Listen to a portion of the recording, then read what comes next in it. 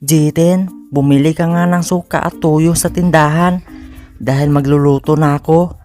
Ma, masakit po ang ulo ko, si ate na lang. La, kita mo, may ginagawa pa ako dito. Kung sino ang bibili, sa kanila na ang sukli.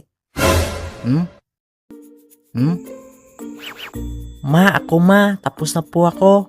Ako na lang ma, di na po masakit ulo ko. Ako na, ako na, ako na, ako na, ako na. Wag na, ako na ang bibili.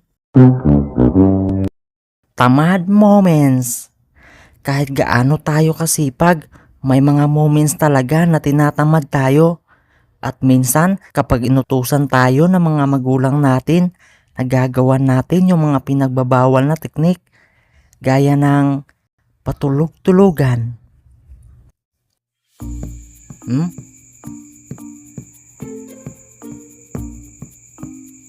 Jiten, tulungan mo nga ako maglinis. Jiten? Jiten? Hay, ako na lang palagi ang naglilinis. Kahit walang pasok, di man lang kayo tumulong. 2 hours later. Jiten, kain na. Opo. Ang bilis talaga pagkain na. Pag-uutusan, patulog-tulugan. Kahit tamad ako, kung minsan, nakakatulong din naman ako sa kapwa. Ay, ang hirap umakyat pag matanda na. O Lola, tulungan ko na po kayo. Ay, salamat, andito ka Totoy. Napakabait mo. Sana kunin ka na ni Lord.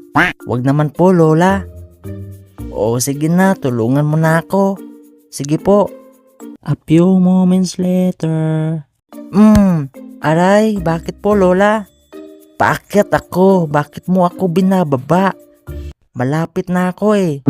Ay, hehehe.